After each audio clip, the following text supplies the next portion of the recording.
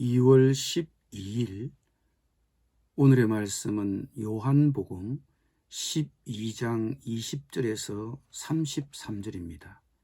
명절에 예배하러 올라온 사람 중에 헬라인 몇이 있는데 그들이 갈릴리 베세다 사람 빌립에게 가서 청하여 이르되 선생이여 우리가 예수를 배웁고자 하나이다 하니 빌립이 안드레에게 가서 말하고 안드레와 빌립이 예수께 가서 여쭈니 예수께서 대답하여 이르시되 인자가 영광을 얻을 때가 왔도다. 내가 진실로 진실로 너희에게 이르노니 한 알의 밀이 땅에 떨어져 죽지 아니하면 한 알 그대로 있고 죽으면 많은 열매를 맺느니라. 자기의 생명을 사랑하는 자는 잃어버릴 것이요 이 세상에서 자기의 생명을 미워하는 자는 영생하도록 보존하리라. 사람이 나를 숨기려면 나를 따르라. 나 있는 곳에 나를 숨기는 자도 거기 있으리니 사람이 나를 숨기면 내 아버지께서 그를 기히 여기시리라. 지금 내 마음이 괴로우니 무슨 말을 하리요. 아버지여 나를 구원하여 이 때를 면하게 하여 주옵소서. 그러나 내가 이를 위하여 이 때에 왔나이다. 아버지여 아버지의 이름을 영광스럽게 하옵소서 하시니 이에 하늘에서 소리가 나서 이르되 내가 이미 영광스럽게 하였고 또다시 영광스럽게 하리라 하시니 곁에 서서 들은 무리는 천둥이 울었다고도 하며 또 어떤 이들은 천사가 그에게 말하였다고도 하니 예수께서 대답하여 이르시되 이 소리가 난 것은 나를 위한 것이 아니요 너희를 위한 것이니라. 이제 이 세상에 대한 심판이 이르렀으니 이 세상의 임금이 쫓겨나리라. 내가 땅에서 들리면 모든 사람을 내게로 이끌겠노라 하시니 이렇게 말씀하시면 자기가 어떠한 죽음으로 죽을 것을 보이심이러라. 아멘.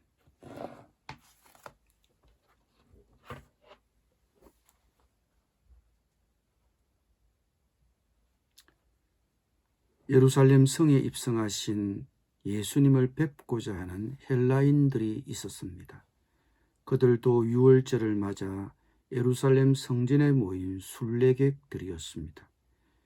예수님에게 마음이 끌린 이 외국인들은 예수님과 진지하게 얘기를 나누고 싶어 빌립에게 예수님을 뵙게 해달라고 부탁했습니다. 빌립과 안드레가 이 소식을 예수님에게 전했습니다. 그런데 이 외국인이 자신을 뵙고 싶어 한다는 소식을 접한 예수님은 그래 데려와라. 얘기 좀 나누어 보자.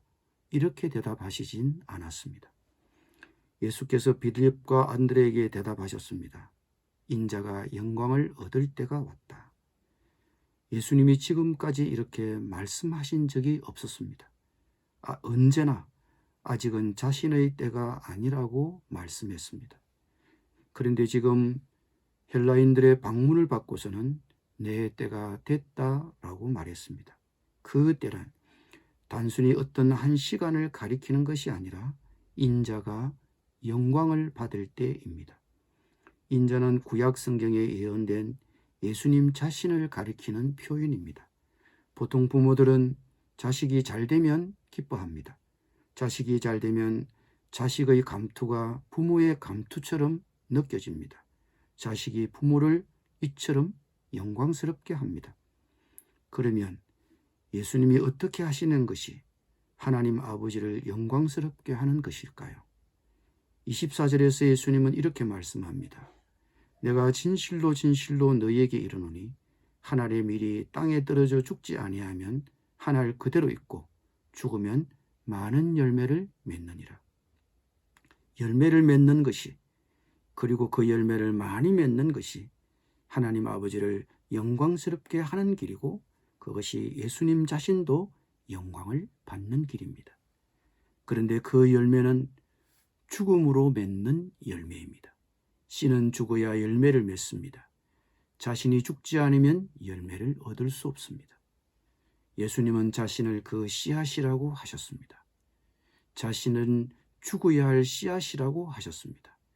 자신이 죽어야 열매를 맺을 수 있다고 그것이 자신이 받을 영광이라고 하셨습니다. 예수님이 말씀하신 죽음은 십자가에서 죽으심을 가리킵니다. 하나님은 예수님의 죽으심을 통해 세상을 구원하시기로 하셨습니다. 그 때가 이제 되었다는 것입니다. 세상을 구원하시기 위해 자신이 죽을 때가 되었다는 것입니다. 자신의 때가 된 것을 아신 예수님, 자신의 죽음을 눈앞에 두신 예수님은 자신의 심정을 27절에서 이렇게 표현하셨습니다. 지금 내 마음이 괴로우니 무슨 말을 하리요? 아버지여, 나를 구원하여 이 때를 면하게 하여 주옵소서. 그러나 내가 이를 위하여 이 때에 왔나이다. 세번역 성경은 자신의 죽음을 바로 앞에 두신 예수님의 당신의 심정을 이렇게 번역하였습니다. 지금 내 마음이 괴로우니 무슨 말을 하여야 할까? 아버지, 이 시간을 벗어나게 하여 주십시오 하고 말할까? 아니다. 나는 바로 이 일 때문에 이때에 왔다.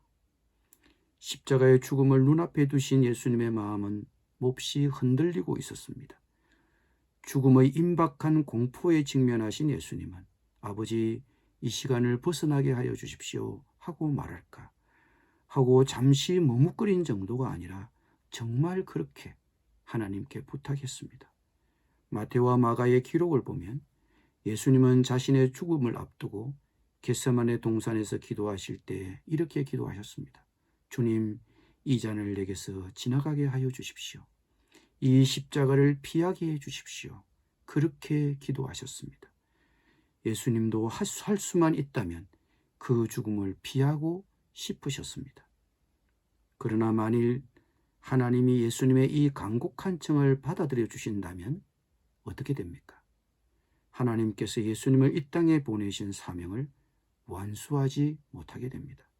그렇게 되면 예수님의 죽으심을 통해 인류를 구원코자 하시는 하나님의 뜻을 이룰 수 없게 됩니다. 그 결과 이 땅의 모든 인류는 죄 가운데 심판을 받게 될 것입니다. 예수님의 죽으심은 하나의 자연적인 사건이 아니라 하나님에 의해 의도된 죽음이신 것입니다. 죽음은 죄의 대가입니다. 죄 때문에 이 세상에 죽음이 들어왔습니다. 모든 인류가 치루어야 할 죄의 대가인 죽음, 그 심판을 예수님이 대신 받으시려 하시는 것입니다. 그 죽음에 직면하여 예수님은 하나님을 심판자로 만나시는 것입니다. 그래서 이 죽음은 예수님이 마셔야 할 진노의 잔인 것입니다. 그렇기 때문에 예수님은 이 죽음에 직면하여 공포를 느끼시는 것입니다. 그런데 이 십자가의 죽음은 인류를 죄로부터 구원하려면 어쩔 수 없이 져야 하는 십자가입니다. 그래서 예수님은 27절에서 이렇게 고백하십니다. 지금 내 마음이 괴로우니 무슨 말을 하여야 할까? 아버지, 이 시간을 벗어나게 하여 주십시오 하고 말할까? 아니다. 나는 바로 이 일 때문에 이때에 왔다. 그러시면서 바로 그 순간에 예수님은 기도하십니다. 아버지여, 아버지의 이름을 영광스럽게 하옵소서.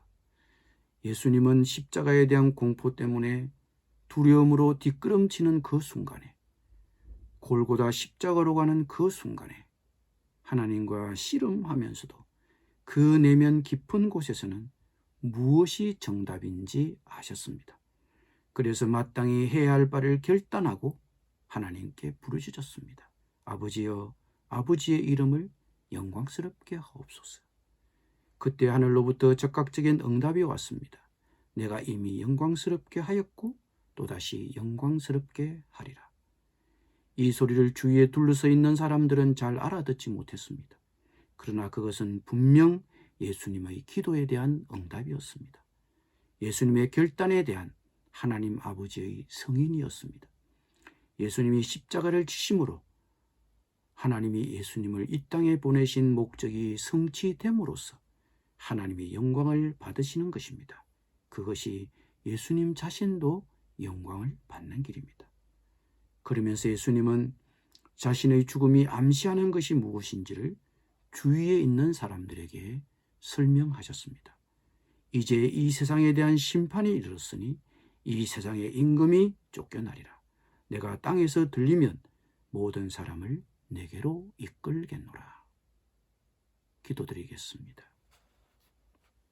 십자가의 죽음을 피하지 않으시고 맞이하신 주님, 그 십자가를 지심으로 우리를 죄로부터 우리를 구원하신 예수님의 결단에 감사드립니다.